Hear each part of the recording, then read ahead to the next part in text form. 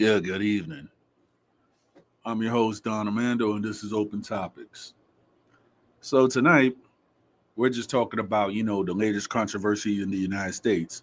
I don't know about the controversies everywhere else, but it looks like that a certain DJ or podcaster by the name of DJ Academics has gotten himself in hot water publicly for talking sexual stuff with the 15-year-old.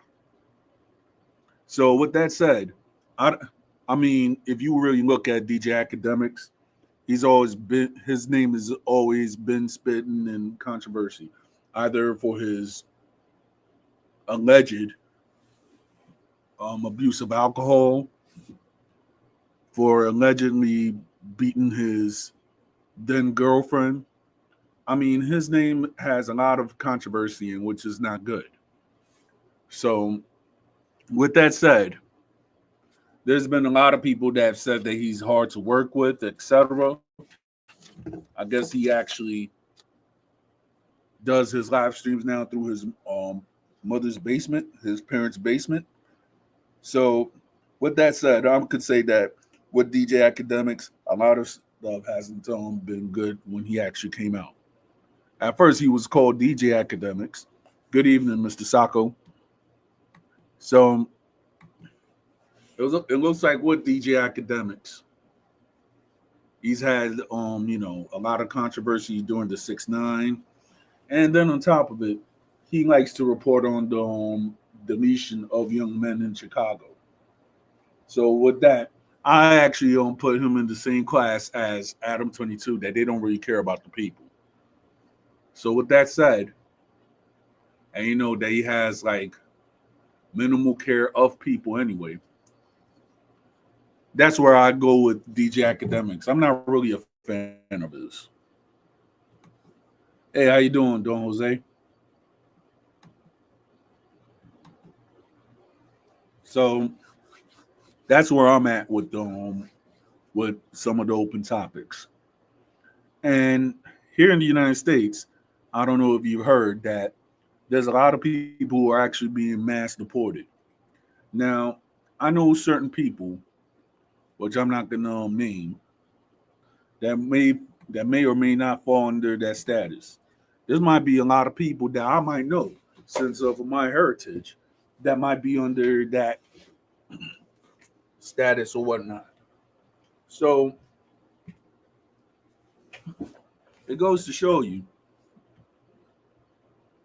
I I hear you, Don Jose. So there might be the pros and there might be the cons. But one thing I actually posted on my TikTok, you could actually look at my TikTok, Don Armando 809, is that okay? Since this part of deportation is actually targeting Asian, Latino, and Afro Caribbean or African immigrants, right? What happened to what happened to all the other immigrants? A person that might have overstayed their visa, that might be from Australia or Europe, or in some other cases, Canada. So my thing is this: is this deportation, is it good, or is it just a beacon of how should I say, of an old system that's been in the United States um, for a while. YT supremacy. So I don't know where Trump is actually going with this, because I'm just going to be honest. There are certain people that that they feel emboldened like they were after the 2016 election. You have certain people that think that certain stuff is going to be good, but I don't know. Oh yeah, shout out to you, Reese from Philly. How's everything, bro?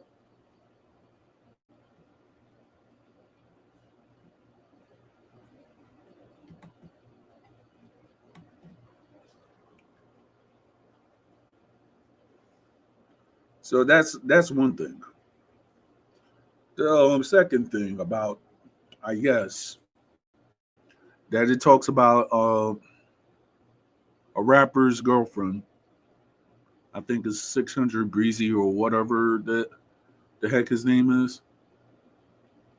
His girlfriend actually committed self deletion. So rest in peace to that young woman. So I don't know what's going on because certain people, when it's too late, they want to mental health is real and everything, or the um, the passing is so private, you're gonna actually find out like in a month or so. So my thing is that I don't know what's going on in this world. I mean, a lot of people have faced those issues, and a lot of people have overcame that, myself included. So, with that said, there's a lot of people that actually need you, unless you're a very bad person that hurts people. Well, then I can't really say nothing for you.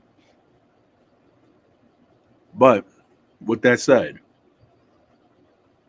I mean, you just got to go and take your mental health, and don't let a lot of people stress you because there's certain people that they do not have your well-being in mind. Yeah, I'll try to see if I could see the playback to that stream also, Don Jose.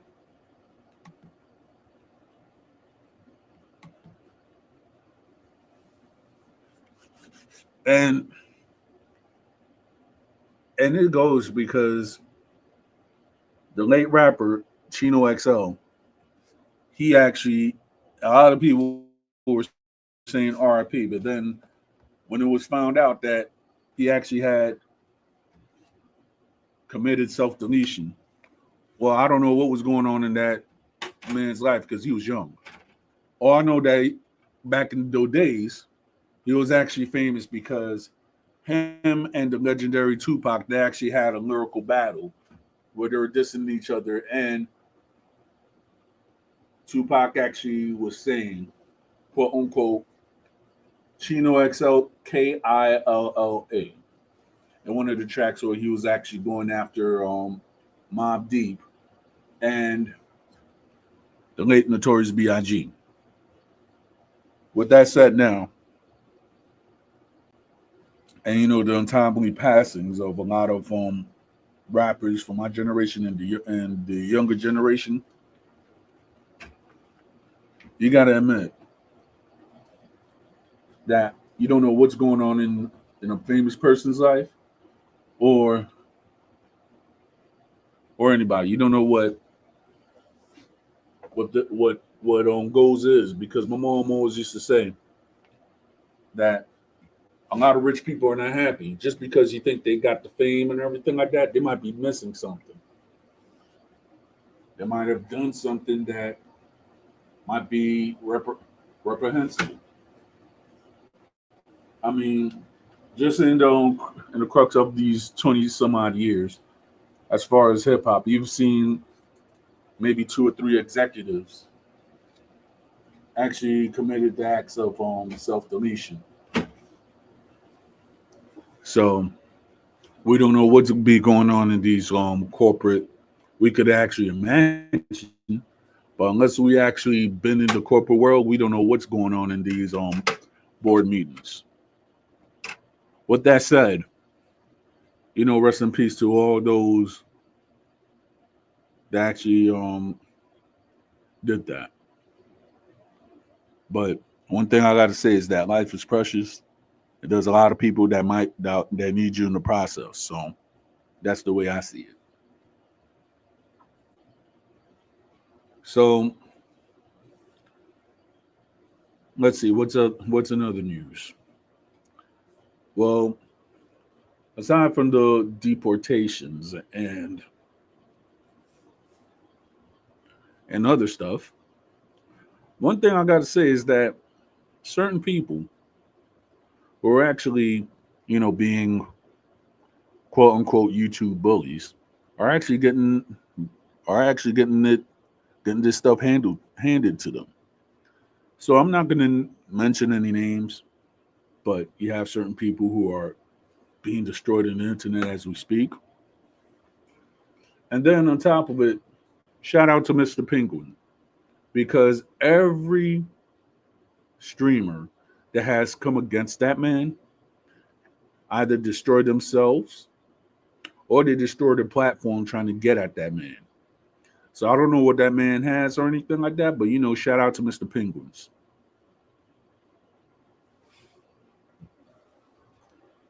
So that's where I'm at with it. And if anybody's welcome to come up to the panel, I'm here. So I'm just gonna play a little bit of the background music.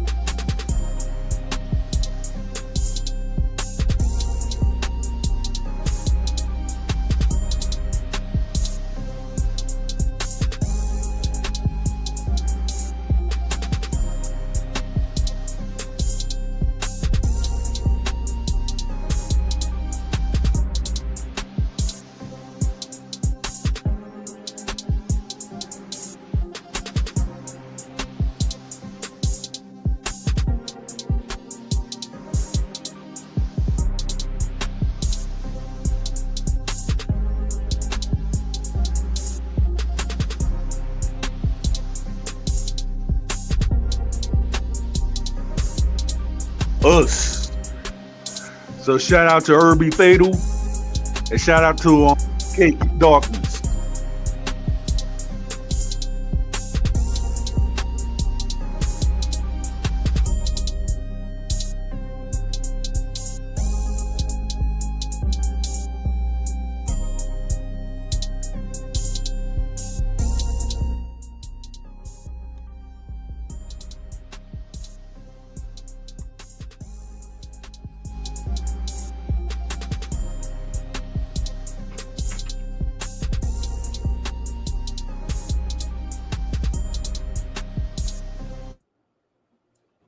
I would like to go and send my condolences to the guy that actually made this beat. He's an up and coming producer by the name of Smitty in the City. He recently lost his mom's. So I'm gonna have a moment of silence for the memory of his mother.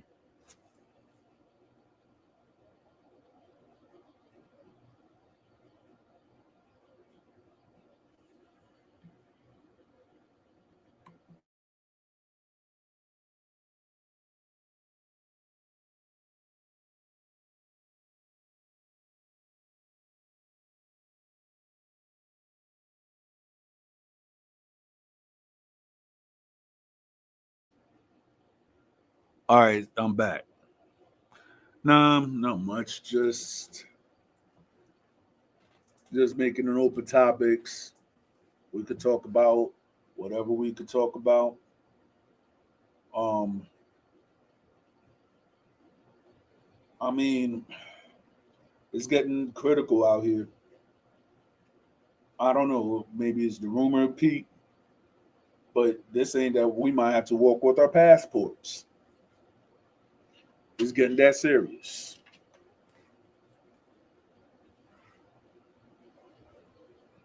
And for all my own Boricuas, you've had certain people who are from Puerto Rico, which is a United States territory, that got detained by ICE. But they got detained by ICE by, I guess, a day or something like that, just to see where they're from. So my thing is that if y'all so if y'all so mad at people speaking Spanish, are you gonna go with the old ignorant adage that everybody who speaks Spanish is quote unquote an illegal? So we have to walk with extra identification than per se a European. I don't know. I mean, I always walk with ID, but I guess that's not enough anymore. I guess I have to walk with the whole passport. I mean, there were certain raids, I guess, in Union City, Houston, maybe Los Angeles. I might be paraphrasing, but I'm sure that in Union City and in certain places in New York, you have certain people who are actually who ICE is actually having raids at. And right now, it's like you have certain people who are emboldened just because their neighbors speak Spanish, and so they're like, "Hey, we're gonna go and call ICE on them." That's not right. I don't see people calling ICE if a person spoke Russian or they spoke French, but basically that they're all gonna call just because you're speaking Spanish. Wow. So let's just say that a person got here legally and they got their residency and stuff.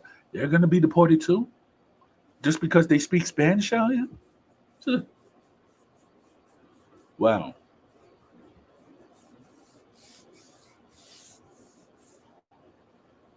Yeah, it is.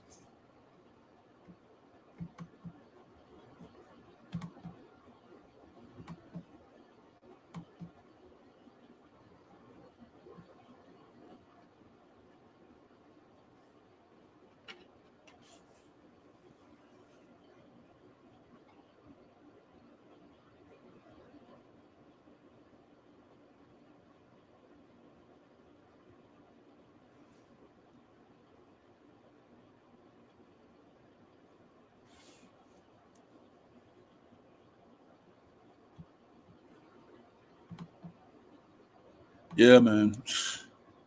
Crazy.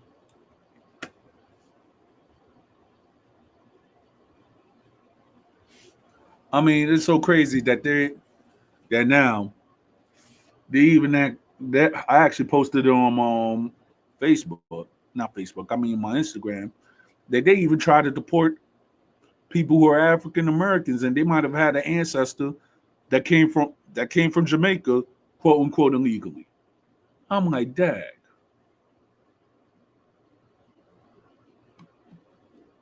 Hey Kim, how you doing?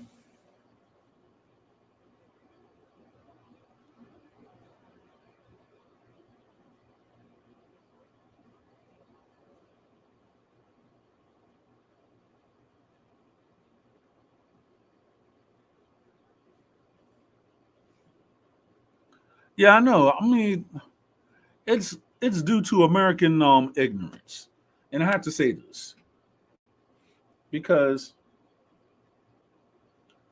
one day, right? I'll tell you a story. It was me, my dad, and my cousin. We was in Orchard Beach. So there was a guy. I don't know what was up with him. It was a AO situation.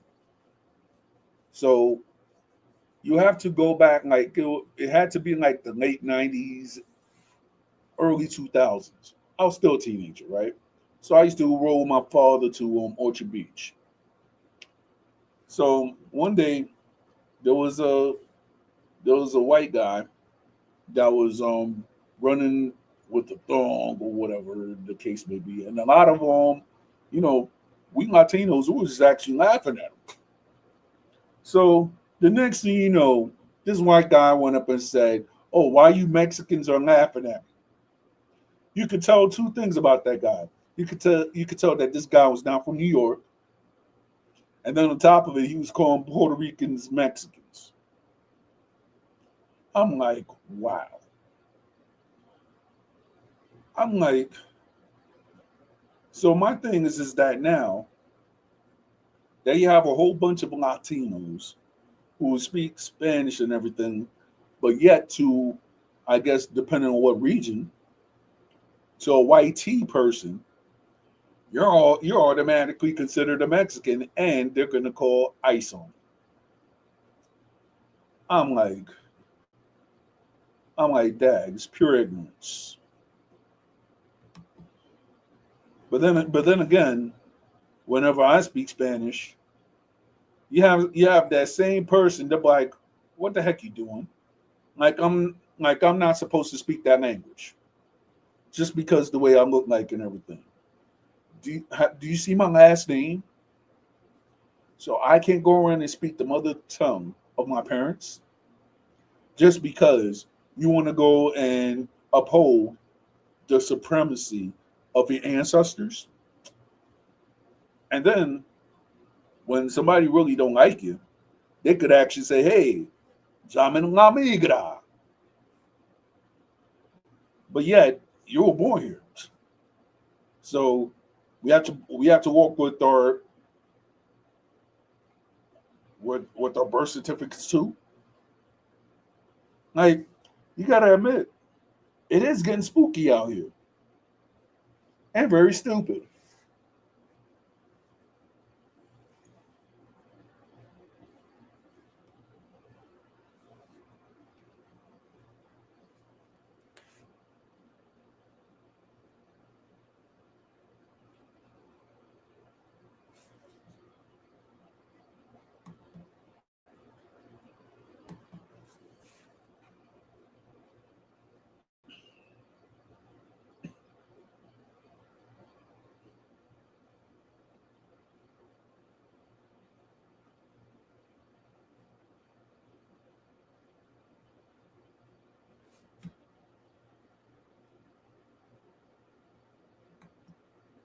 Yep.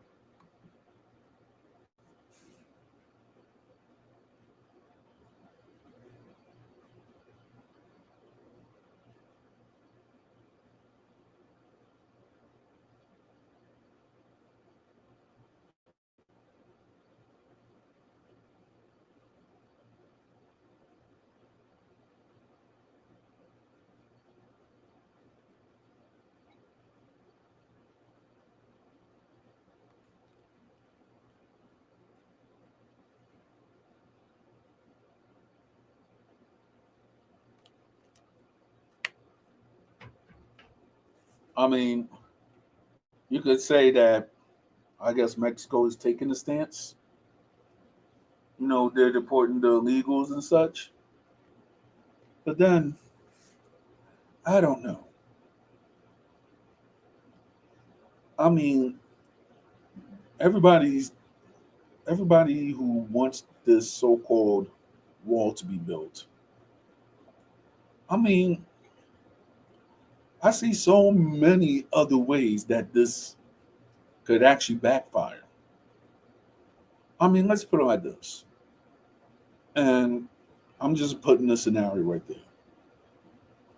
Everybody has or has not gone to the border, right? Okay, so and then there's money involved in this. So my thing is that if they were to make this wall in in the frontier states of that that's that borders Mexico, right? And it'll cost a whole bunch of money. So one thing is that if they deport all the people that actually work, my thing is that 9 times out of 10, it's not the United States that's going to get the immigrants anymore. I think Canada is going to get a lot of immigrants, and this is why I say this. For some reason, I don't know if it is. I'm gonna have to talk to certain people that I know that live in Canada, but I guess that it's that Canada doesn't have a lot of restrictions than the U.S. does. So you might see an influx of Mexicans in Canada, albeit they fly over or by any other means. And then you have to look at certain stuff too. It's not historically, it may be one set of people who are actually smuggling, who are actually participating in human trafficking or HT.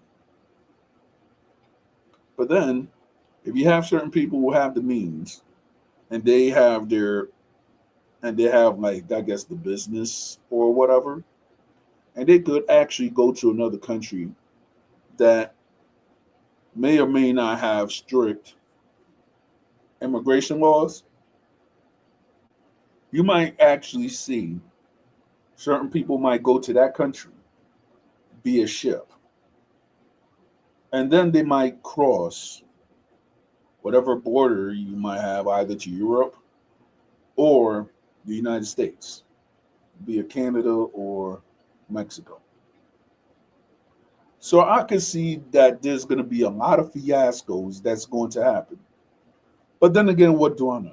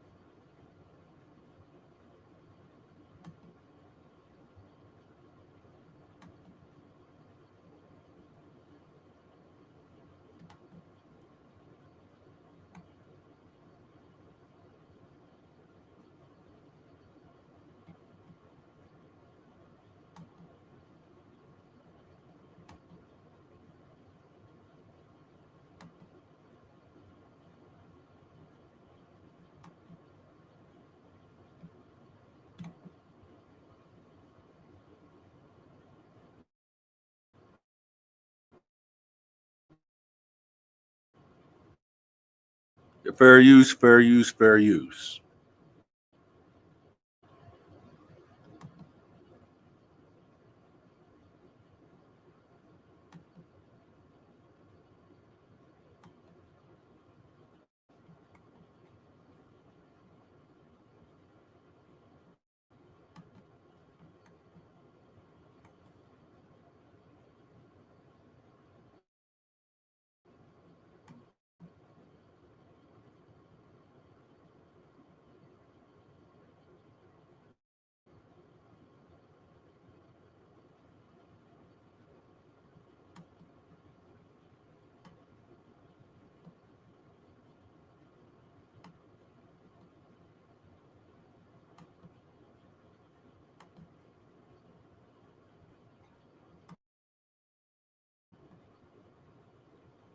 Okay, so I guess this is not happening.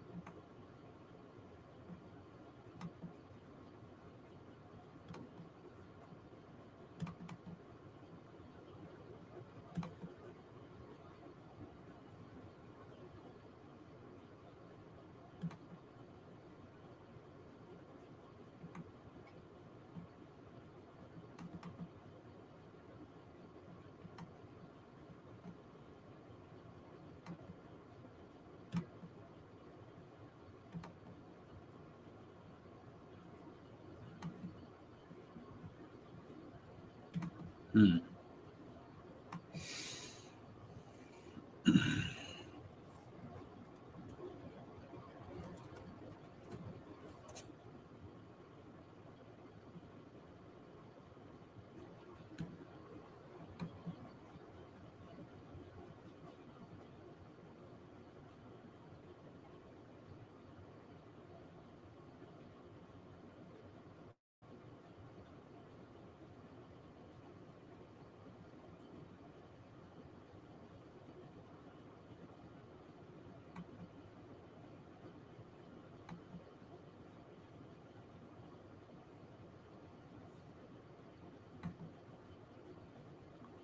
Yeah, I'm trying to show the disadvantage that might happen.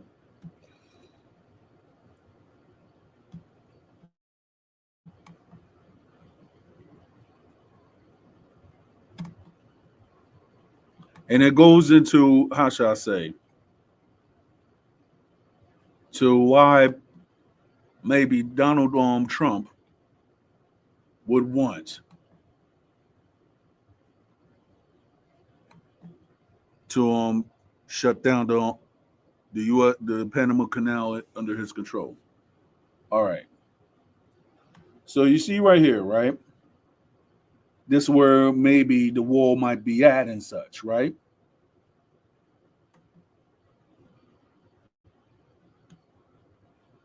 The Gulf of Mexico, right? So if you actually look at all the countries that actually have that, then you look at the Panama Canal also. This is why Donald Trump wants to have control of the Panama Canal. Because let's just say that a foreign power, we're not going to actually say their name, but let's just say that if a foreign power were to actually get close to the Panama Canal, right? So anybody who's anybody, right? And they could go through the Panama Canal.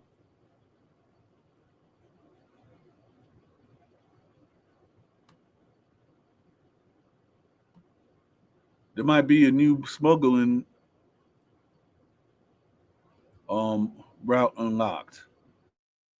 Because think about it.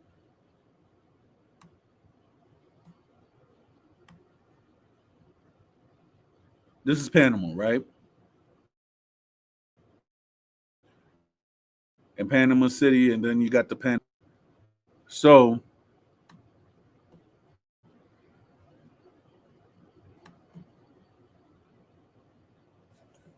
if you actually look at the area, right?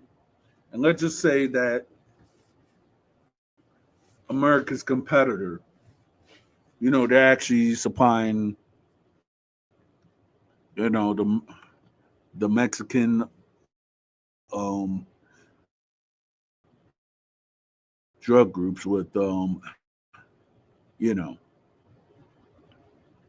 with with illegal narcotics. If you look at the maps and you see that most of this area is going to be walled up, right?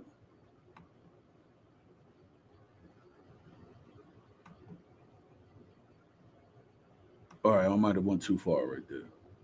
So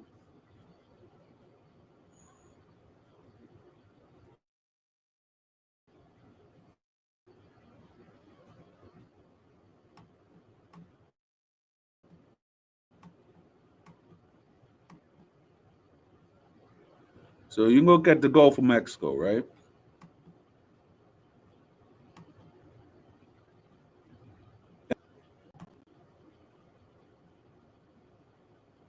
And you see that the war border will have to extend from maybe will have to extend from 4 states, right? So by the time that they actually build a whole wall from all these places, Mexico with their partners might have to find a new route to actually try to get into the United States. And this is the problem. You have the whole Gulf of Mexico right here. So if people cannot go and, I hate to say this, hop over that border anymore or use tunnels or whatever have you, 9 times out of 10, they're actually going to go through water. So through water, depending on which areas is patrolled by the National Guard, et cetera, you might have certain people who actually have their own boats and they're interested in making money. 9 times out of 10, you got all these ports right here. You got Houston, Galveston, Louisiana, New Orleans, Mississippi, Alabama. You got all this area. So therefore, by the time that certain people they might think of, oh, this, that, and the third, you might have certain people that might have legitimate business. You might have illegal immigrants that might just hop on those boats and actually come to American territory that way. So therefore, that's why I'm actually trying to say that the wall is not going to really solve the problem.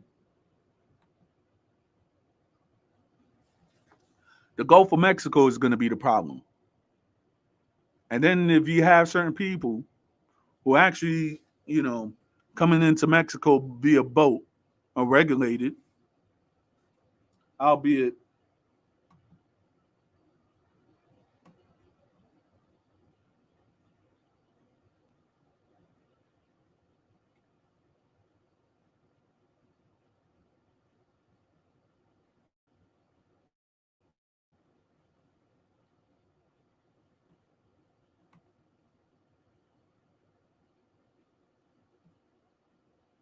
Panama City, which is actually a nice tax haven for a lot of the rich and famous and other shell companies, etc. If if Trump wants to control the Panama Canal back from either from other foreign entities that might come to the United States to try and try to assert their dominance, which is the Caribbean or Central America or what have you. This is why Donald Trump says that he wants to take back control of the Panama Canal. Because if people are not actually making their money from HT, they're gonna actually go the naval route or the marine, or I'm not gonna the marinal route or whatever it's called, or maritime route that I meant to say. So if you have like certain companies, which is not in the United States' best interest, and they go and everybody goes through the Panama Canal then and back. So since the Panama Canal is always buzzing with a lot of business coming back and forth from these countries, who is to say that some of these organizations might not just use that route too, just to commit HT? I mean, throughout the whole Biden administration, you had people that actually was going in the Darien Gap,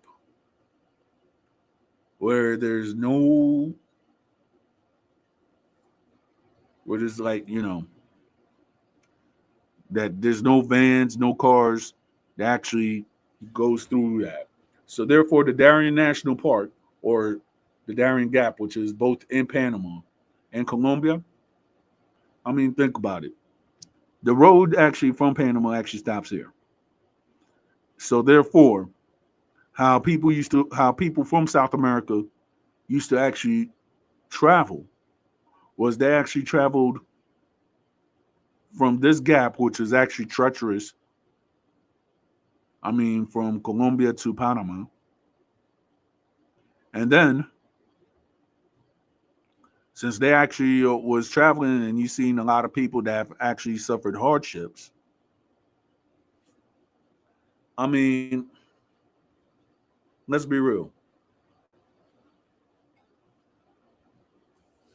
A lot of these people who are actually being deported are actually being deported back to a bad situation, which is in Latin America.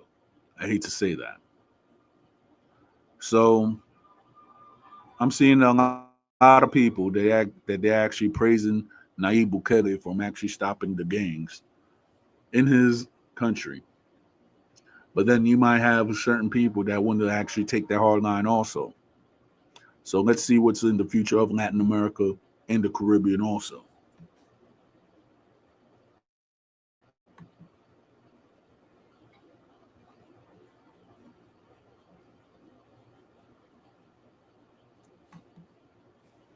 Yeah, I know. I mean, unless I mean, if there was to actually make a whole wall of how they say, they'll have to take some engineering. I mean, the only people that I could actually say that went up and made walls like that were actually the Romans and the Chinese. Let's give them their due. I mean, shoot, the Chinese they actually had a whole wall that protected their civilization for thousands of years until Genghis Khan went and broken up, and then after that the Manchus did. That's actually in history.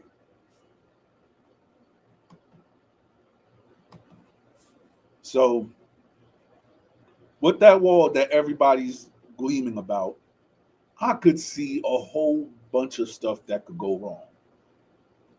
I mean, I'm not an engineer, but I could see that there could be a lot of stuff that's going wrong. That's just my opinion.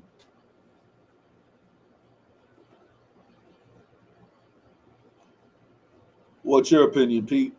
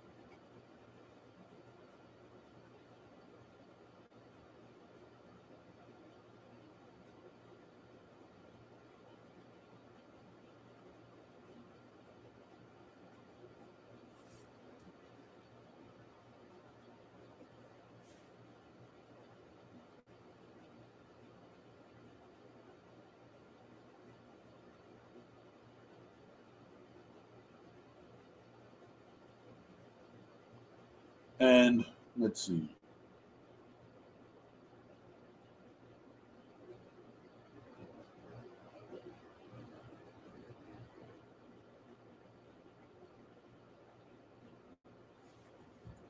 Well, before anything, to all my Asian friends who are either from Taiwan, China, Vietnam, Korea.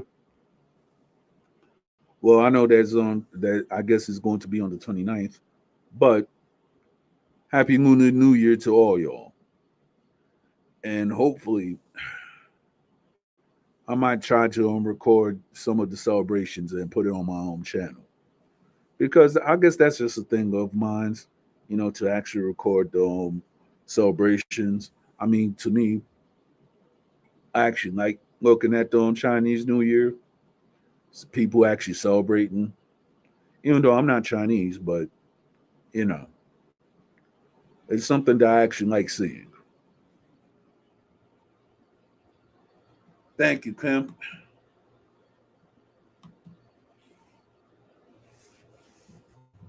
So I might put some content on my channel regarding that because I actually put some content on my channel regarding that last year via Philadelphia. I might try to record some festivities in New York, but I'm not too sure. I might have to go and check my Rolodex to see what I could do, what I can't do during that time period.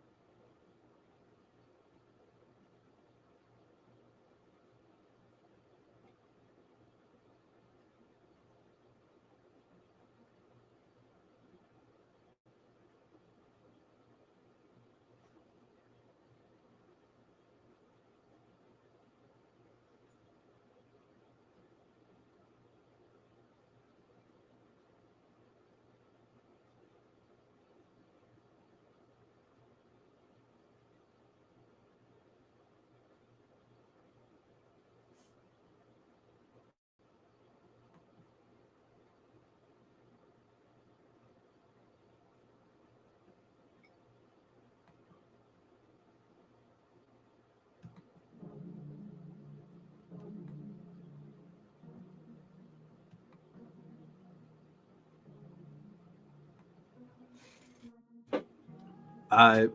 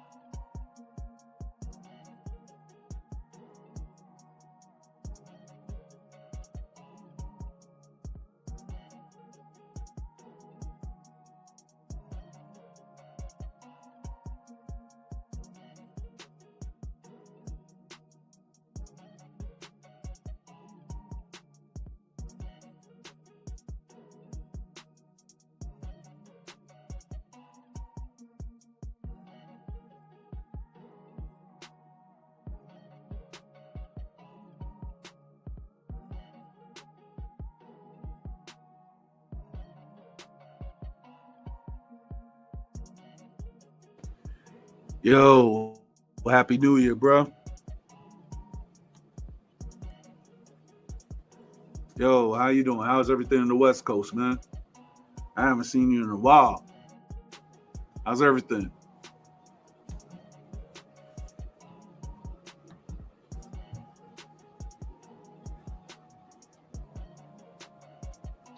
Yo, shout out to my Rosedale brother Angel on the check-in. That's what's up.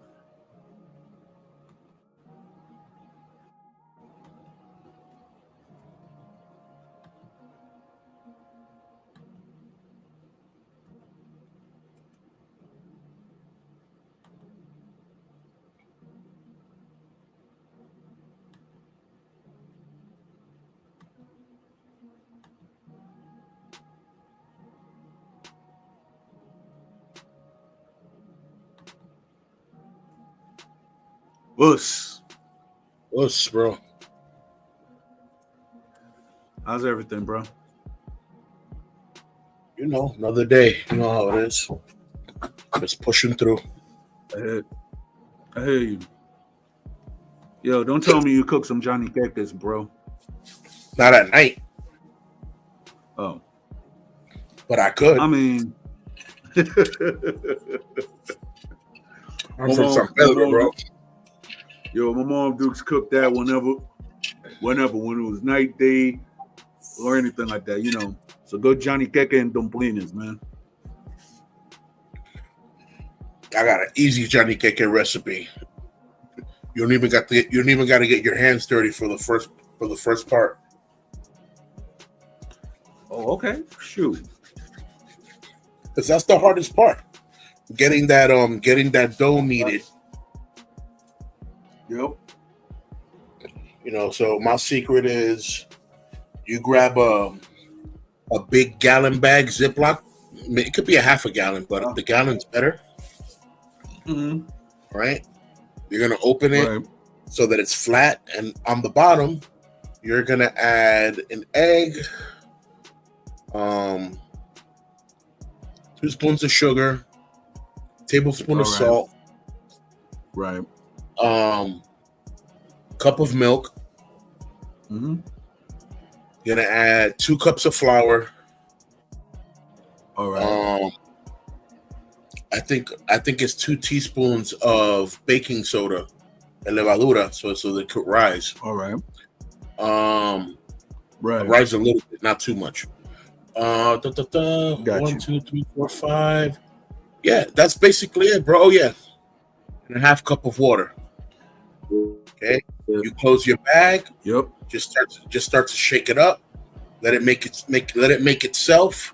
Just keep shaking it. Mm-hmm. Move the contents around. Yep. You know what I'm saying, with the same bag. Yep. And then you just put it after you see that it's kind of like together, you know, a little bit. You put it to the side for like 10 minutes so that it can fluff.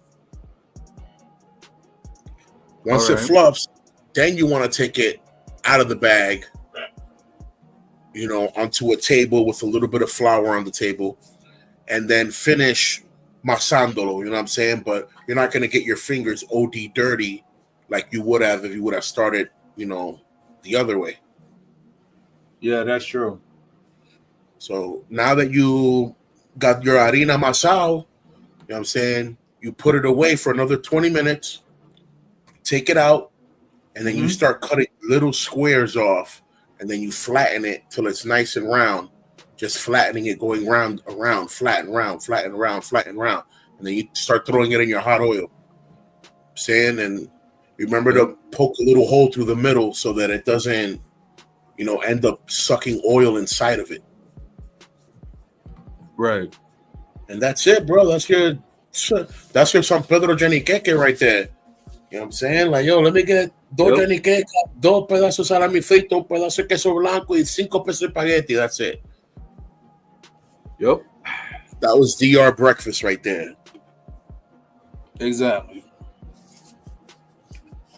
Back in the day, because I don't know what it is now, because the price inflation. I used to eat an amazing breakfast with 10 pesos, bro. amazing. Yeah, And now that, probably like yeah, a quarter breath. yeah, they ain't happening. I was out there in 2023, so that ain't happening no more. Those Yeah, are 10 pesos is the good now old less than a days. quarter of breakfast. You only get the brick, you don't get the fast. Right. Don't the only thing the only thing I could actually say that risen up to like maybe 50 pesos or something like that is drinking coconut water up in at Vatican. With Johnny. Yeah. You Yeah. know what's funny? You know what's funny? I haven't seen that guy. I don't know what happened to him. I hope everything's okay. I think he But passed it down to his son. yeah, Johnny's I been there haven't. for 50 years, bro. He just looks young. That man ain't young. That man's I been know. cutting coconuts there in that park for 50 years. I remember. I was a child when he used to do that, and he was Bro, actually in the bicycle commercial. bro, exactly. All the tourists in the world that come to San Pedro know who Johnny El Coquero is. They don't know who the Yep. governor is. They don't know who El Síndico is. They don't care about none of that. They know who Johnny El Coquero is. They know Amable, rest in peace. Yep. I'm saying, but they don't know who anybody else is in San Pedro. Oh, Johnny El Coquero. Oh, yeah, I know that guy. I'm like, oh, I'm done. I remember when Johnny used to sell cocos for $2, for 2 pesos. Yo, And then it went up to 3, 4, 5, 7. that was an excellent childhood. Yeah, bro. Hmm. Yeah, bro. If Joni Coquero was here right now, he could tell you when he used to see me as a child. Yeah, I bet. There's another Johnny, all right? Johnny El Coquero was the one at the park, right? So that means you were walking down to the park. But if you were going up the other way, like if you were going to the La Compraventa shops that were there, like if you were going to the fire department, there was another Johnny El Relojero, the watchman. Oh, right. Yeah, there was another Johnny there, Johnny El Relojero. Yep. My cousin Mariano, he's also a relojero. He used to be there in La Independencia, right next to the Canadians that had the music shop and the Fuji photo shop. Oh yeah, I remember the Canadians. Yeah, that's my cousin used to be out there with his little podium fixing watches and stuff. Yo, that man used to make money. Yep. And man used to make money on that corner. So when I got a notification for the show, I saw the Mad Oriental background, and I'm like, wait, today's not Wednesday. Today's not the karate edition. I'm like, what's going on over here? No, I just went up and I just freestyled it today. I was like, okay, I was on my Canva and I saw like, okay, a Japanese themed joint. So I was like, okay, let me just do something different because I always try to do something different to actually capture anybody else who's actually looking. Yeah, that's crazy. Yeah. I was like, oh wait. My girl's like, you got a show tonight? I'm like, today's not Wednesday. Are you sure? I'm like, I think I'd be sure. Yeah. I'm trying to do it. Because I'm trying to do like maybe 3 or 4 shows a week.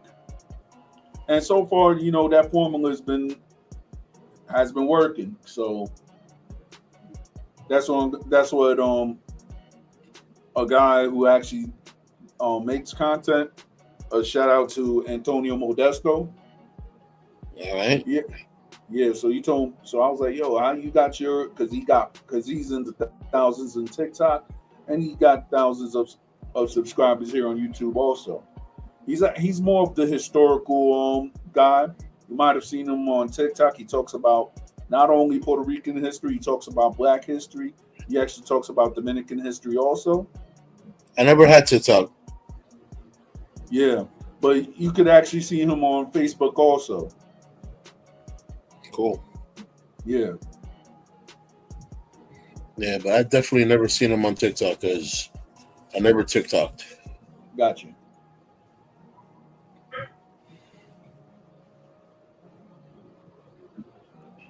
For real. Mm-hmm.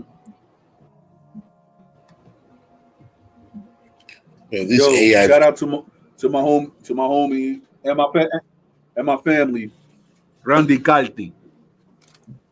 Oh, that's family right there. What's up, Kalti? Yeah. Habla Pedrito de Barrio México, el primo de Junior. Nosotros somos todos primos.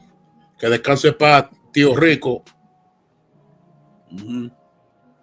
Descanse paz, Rico Calti. Yo iba para esa casa cada rato, frente a la vocacional. Yo siempre iba para ahí cuando estaba en San Pedro. Si iba para el Sarmiento, pues, pasaba por ahí. El primo de Mm-hmm. Junior, de Feli, Junior Feli. Nosotros somos toda familia. Yeah. Yo, these AI videos need to stop. They keep creating monsters and ghosts and stuff, and it's like, what are y'all doing? Basically. I mean, it's to the point that they creating AI videos to actually produce something which is very stupid. Like for example, um I don't know, but they're actually producing AI videos that is showing stuff that never happened. Like for example, I saw an AI which to me was very disgusting. They actually showed Jay-Z and Diddler. They're actually, I guess, they're actually as a couple or something like that. I mean, personally, I'm like, I don't want to see this. They're showing what? Diddler and Jay-Z, right? You know, P. Diddy. Oh, yeah. Oh, Lord. Yeah, so they showed them like a happy couple, and You didn't the see the AI one is with supposed to LeBron? be like. I seen a lot of stuff with LeBron, but it never really They piques did my one of interest. Diddy and LeBron in jail talking about happy birthday and just chilling. I didn't see that one, and I don't really want to see that one. To tell you the truth, I seen one with Diddy and Jay-Z as a couple, and then there was expecting a kid. I was like, what? I just had to go in the black, like, unsubscribe from that person. I'm like, I ain't trying to see that.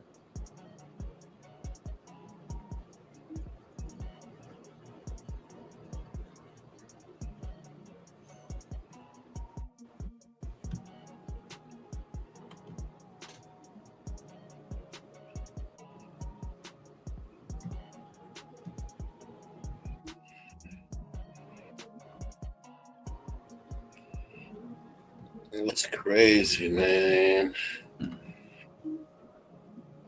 Yeah, it is. So it is. I mean, like, shoot, like my neighborhood where I reside at. Yeah. I mean, I could say that me and my wife we're actually the, and then there's like a Puerto Rican family that lives like near me, and then there's like the two Dominican stores. So therefore, like the neighborhood that I live at is predominantly African American. So I don't see ICE ever coming through my neighborhood, and if they do, I'm like, who took who sent you my direction? I'm an American citizen, and I was born here. So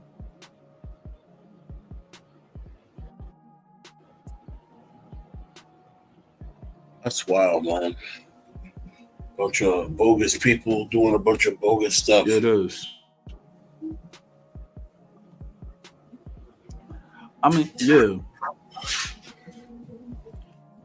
Oh wow, yo, on my boy Randy on the Instagram, he went up and he actually said this. He said, honestly, those AI images have to do with the mark of the beast because people are Yeah. going to worship an image. Yeah. Yeah, Randy, he's point on. Yeah.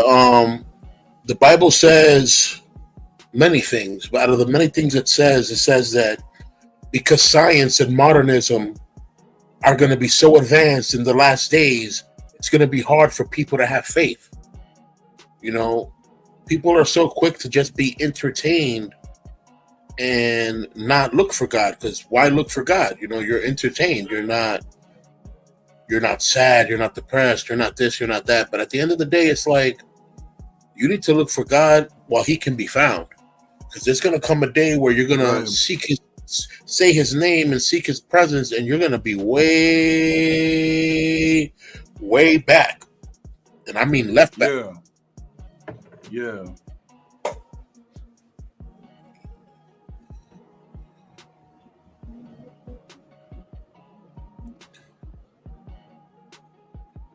For real. Yep.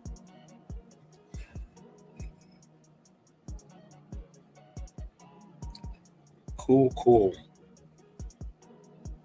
Yeah.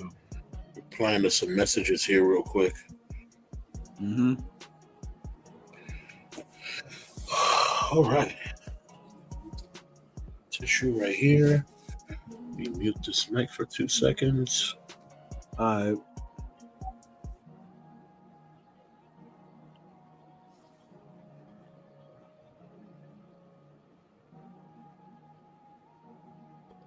I will be right back. All right.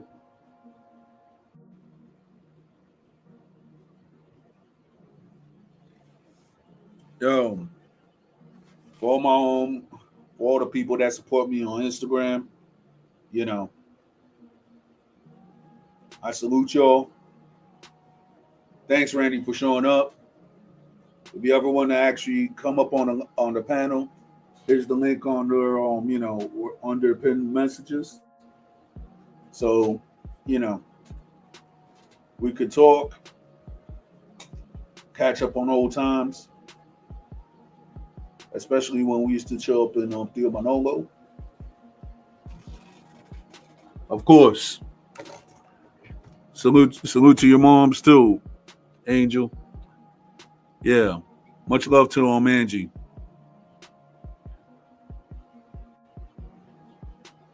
Of course, Randy. Yo. Hopefully one of these days, you, me, and Jency, we actually go to a Yankees game for once. Because I miss y'all, bros.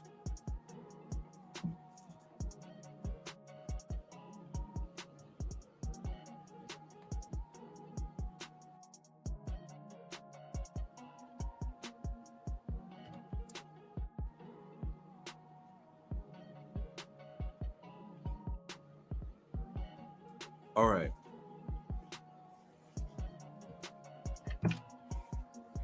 So, let's see.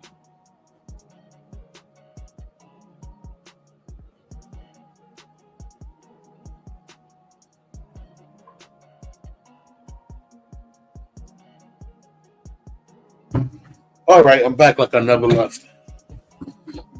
I had to go get Tuxedo Dog. She was barking in her back. Yeah. Yeah, right. Tuxedo Cat, she's on timeout today, so therefore, I'm just in the basement chilling. Yep. Yeah, Rogie was barking in her little bathroom. We have 2 bathrooms. I mean, 1.5 bathrooms. We put her in the half one. And all the animals congregate there. Like, they just chill there. The door could be wide open. Like, obviously, each animal has their own. Like, the dogs, they have their own leashes and collars and whatnot. But Rogue knows that's her bathroom. The door's open. She goes to her bathroom, lays down. Her food is there. Her water's there. The other dog will come if she wants to be warm. She'll lay up next to Rogue. The cats go in there to drink water from the sink. Like, they're in harmony, bro. It's just amazing. Yeah, cats and dogs. It's like my part. Yeah, it's like with my cat and dog, we have to separate them because of food. Because either, like, if let's say for example, my part-time dog goes to my basement, he's gonna go and eat up Cat eat food. up That's what my Rogue did. cat's food, and then vice versa. Like when I was at where I used to stay at before I got the house, the cat used to go in and steal the dog food. Yeah, not here, not these cats. They don't like the dog food. The pieces are bigger, so their mouth can't go around it. Got you. The cat food is smaller niblets, and they just feast with it quickly. Yeah, exactly. I just remember it was like, and sometimes it still happens when I have my part-time dog. I wake up early in the morning, before I actually get ready to go to work. The dog is waiting for me, and the cat is waiting for me. Both of them were like, yeah, we didn't get some food. I'm like, no. Sometimes I give in, but then most of the times I say no.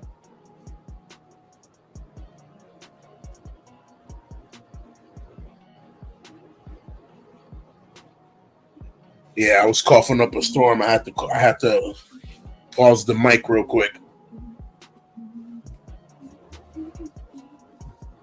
Got you. Yeah, man.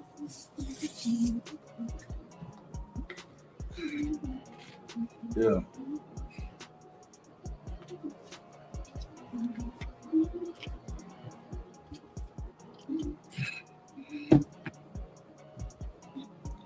Yeah, brother. So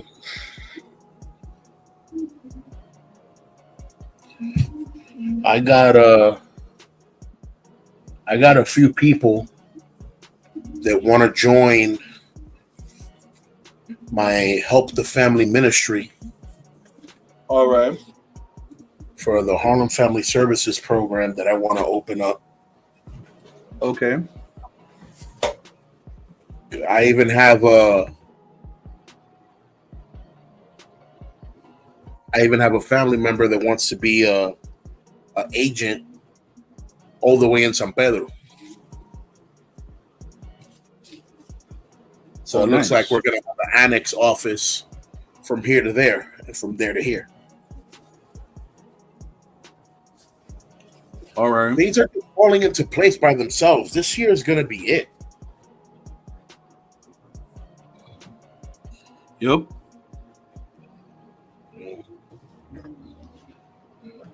I got two people I need to bump into. Very important. The 4-star general for the Guardian Angels of New York,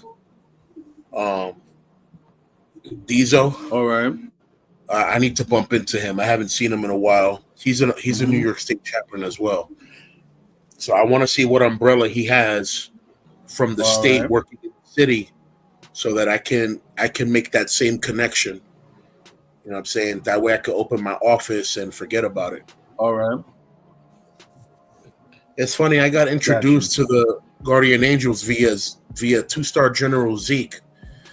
And I'm like, wow, all these high-ranking people that have been in the Guardian Angels for years.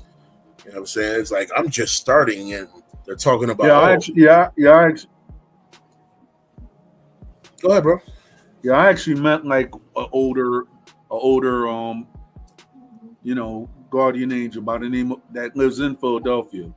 So I guess he and Curtis Lee they're at odds and stuff, but he's a very good dude. So shout out to Sigfredo Lugo. Lugo, okay, yeah, there you go. Originally from the Bronx. Breaking down the history, yeah. So me and him, we was talking and everything like that. So if his number still works, I'm going to try to hit him up because he's actually good peoples. There you go. Yep. There you go. Yeah, man. The Guardian Angels have done their share of community service, stepping up for the safety of the community, and stepping up during the the big Transformer Decepticons war era of the subway. Yeah. Yeah. It's people with Decepticons. Back in the day. Yeah, back in the day, my sister used to say that when everybody heard that name, they shut down schools because of that. Yo, it was crazy, bro. They would come into the train station screaming, "What's the color of the day?" And anyone that had that color, they'd try to knock them out. Yep. And it didn't matter how many people you was with. They were rolling 60 deep. So you literally had to stand and fight for everyone if you were going to stand up and fight. Yep. There were times that this is in the 90s, and we're talking about an era where Bloods and Kings were at war. Yep. This was the only time when Bloods and Kings were coming together in New York in those times to defend the subway and defend the people riding the train. Because these Decepticons were hitting everybody. Old people, young people, disabled people. They didn't care. You had the color of the day, you was getting whacked. Dang.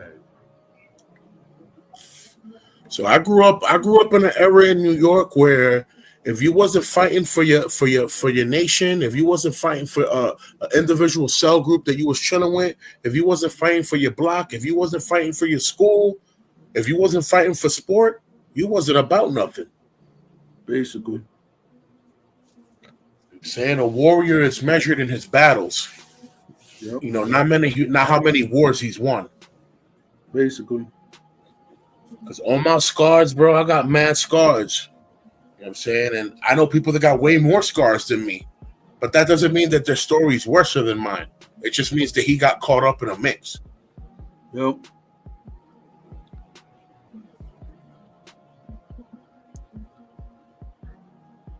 Or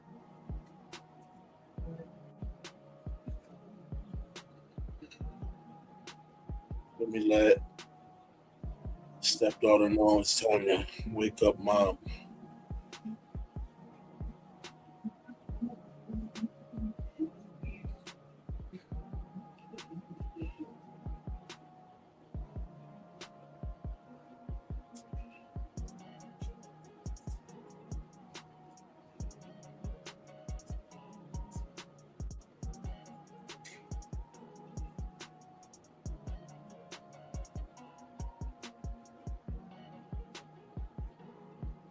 Yeah. I'm just gonna actually post, I guess, Wednesday link on my Facebook, so everybody who's a martial artist could actually come through. That's it. Yep.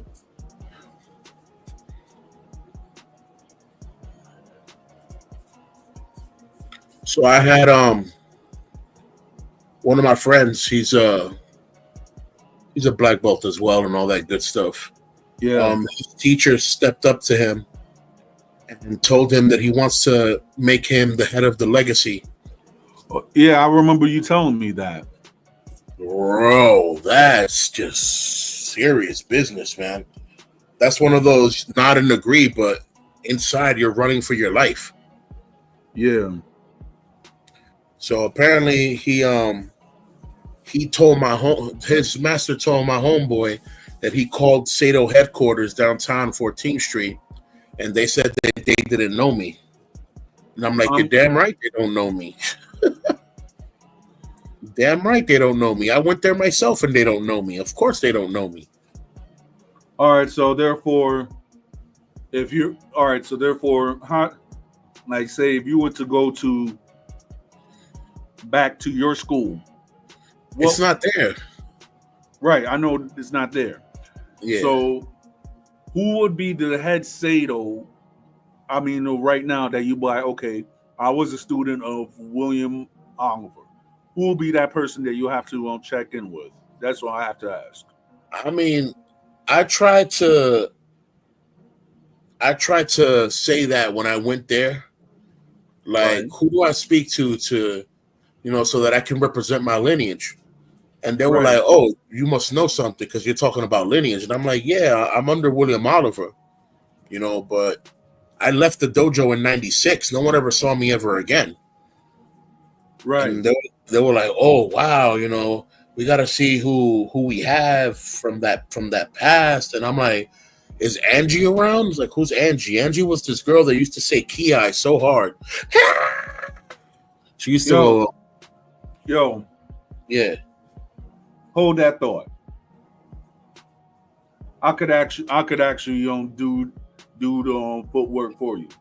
I actually went up and I did footwork for Sombra, because I was talking to my homie Sombra. I was like, yo, fam. He was talking like, I can't find my master and everything like that. Just up on Facebook, I found somebody that actually taught him. So, to my talking to my stepson. Yeah.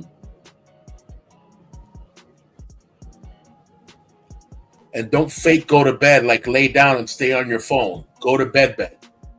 You have to wake up early. Anywho. Yeah.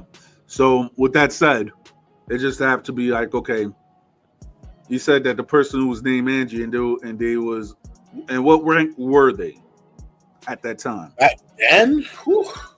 Yeah. I mean, Angie became a black belt as well. But I knew Angie from when we were both blue belts, yellow belts. All right. Was she Rican, Dominican, black? I think she was Puerto Rican, but she could have been Dominican as well. All right. I knew her. I said I knew her as a kid. Both kids. All right. All right. It's different, man. Yeah. I remember a few names of people, but I remember more faces. So, like, if they would have shown me pictures of back then, I'd be like, oh, yeah, that's that person, that's this person, that's that person, that's me, that's this, that's that. All right.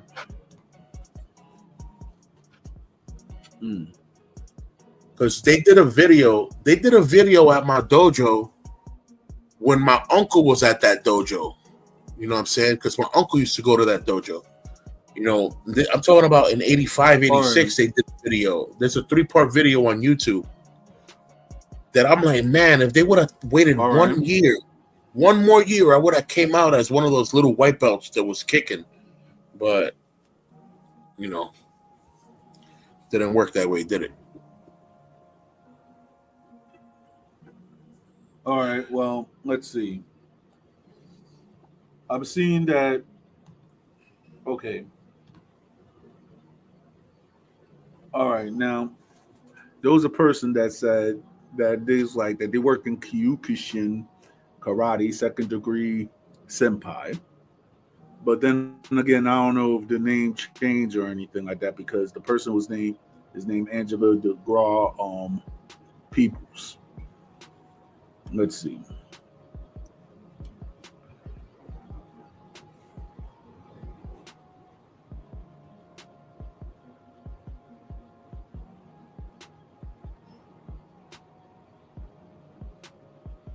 Yeah, I know Angie made it to black belt, but I don't think she made it to instructor.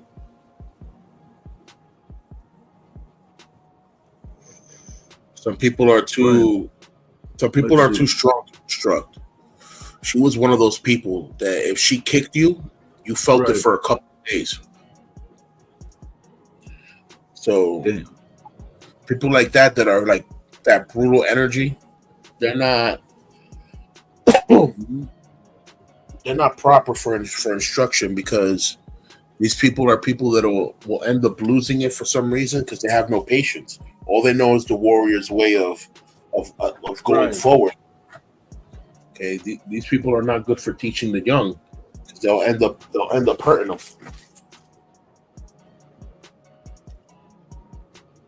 Right. Like I said, Angie was known for her intense ki-eyes since she was young. I remember I was known for passing my blue belt exam because I did my own modified version of the hurricane kick, inspired by Street Fighter. Right. I did my own version. I kicked 8 people out the circle. My senpai stopped everybody. Wow. Hey, stop. He goes, Pete, this is not Street Fighter, but good job. You kicked 8 people. I'm Dang. like, I don't even know what Street Fighter is. Trust me, everybody at that time, they knew what Street Fighter is. Either they went up and they did some consulting for that joint, or Street Fighter. No, you don't get it, bro. That's a good old time. Shion, my Shion, bro, may he rest in peace. My Shion was literally a karate nerd. Like, that man lived, eat, and sleep karate. That's all this man knew.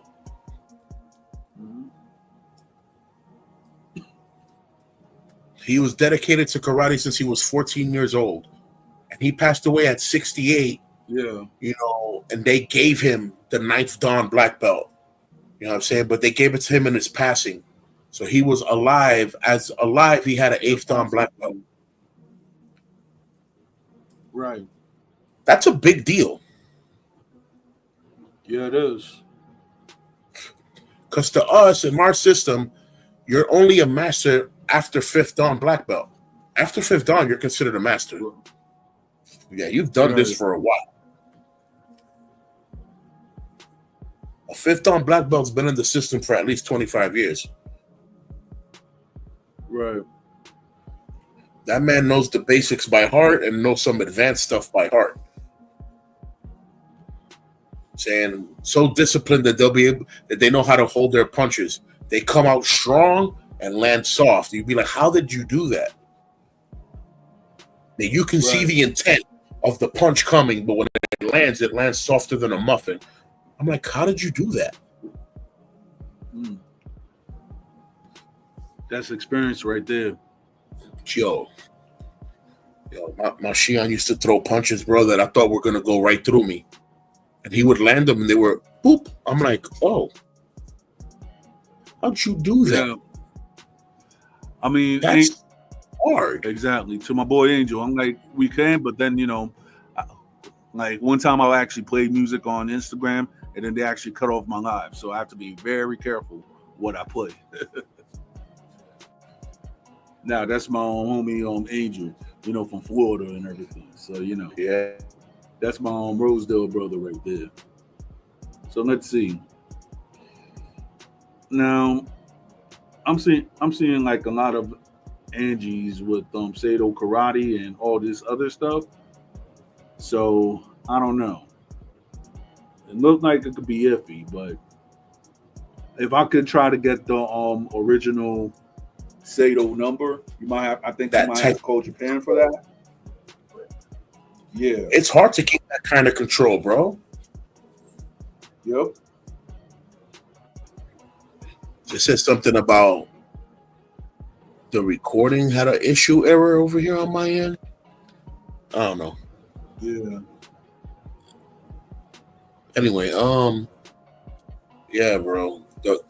The discipline and control behind that to be able to throw a punch at 100% power and land it at 0, that's amazing. That's a very, very, very hard to do. Because you're not just holding back your momentum. You're holding back the speed that you got when throwing it. You're holding back the power that you cultivated when you were throwing that punch. You're holding everything back. I'm like, how? But he would do it without pulling his arm back. It was just like, and leave his hand right there. And I'd be like, yo, that's crazy. That's what, you know what that is? That's a lot. That's hours of Makiwara training. Hitting that 2x6 wooden plank from the floor. Pakata, pakata, pakata. Hitting that Makiwara there, just standing there, knowing your body's dynamics of how long, how far your punch can go without you twisting your body or without putting that much power in. And then putting the power in and still trying to stop like if you didn't put the power in. So that's hours of Makiwara training right there, put in practice and just come out of nowhere. Full-fledged punch that you know that if that punch lands, you're a goner. Denmark, the touch of death. It's like the man had the delete button on the end of his fist. Yep. And I was trying to tell someone that Sato is the son, not the son system, but the daughter system to Kyokushin, which is, Masoyama. And Masoyama was very brutal about karate, very hardcore about it. Yeah. He didn't, because there's karate systems that are more like the assassin's way, but his way was the street way of being able to defend yourself and being able to defend someone that's with you, or a group of people. Like, you know how to move, you know how to dodge, parry, evade, circle, slip, slide, rock, grab, tackle, trap, choke, lapel grab. Like, all of that was incorporated into one. I'm saying, so certain things were taught to you in karate after you reached a certain level. In our system, as soon as you reach brown belt, they start teaching you judo and jiu-jitsu. You start at white belt. All right. You know what I'm saying? So you'll easily walk into the dojo with 2 belts, and people are looking at you like you're crazy. Like, nah, this is my belt for this system. This is my belt for that system. All right. Well, I got the email for Sato Karate Philly. Maybe they could help you with that. But then, I might have to get the one for New York. Don't worry, I'm actually researching this for you, bro. Copy. Appreciate it. Yeah.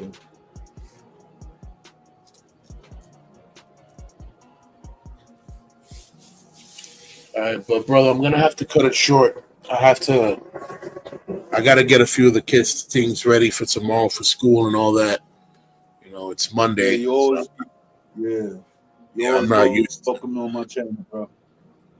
Thank you, brother. It's always an honor to be here. Us. Of course. Us.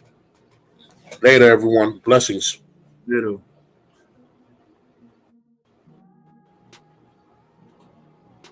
Yo, one thing I gotta do is shout out to that Sacato Records. Tripeo, manito, ¿cómo está? Mucho tiempo no hay visto. ¿Cómo está la vaina en Bronx?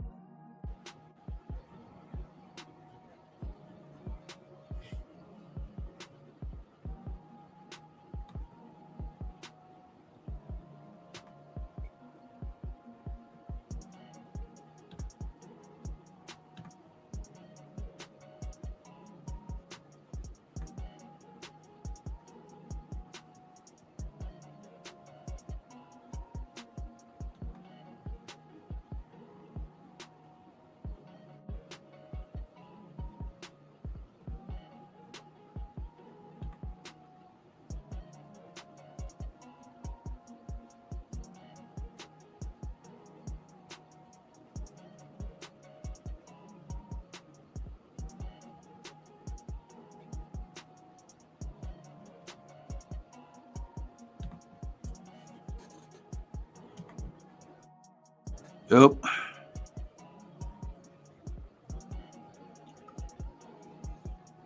About to bow out because I got work in the morning. But check me out tomorrow. I might start a little bit earlier. So peace, blessings, and I'm out.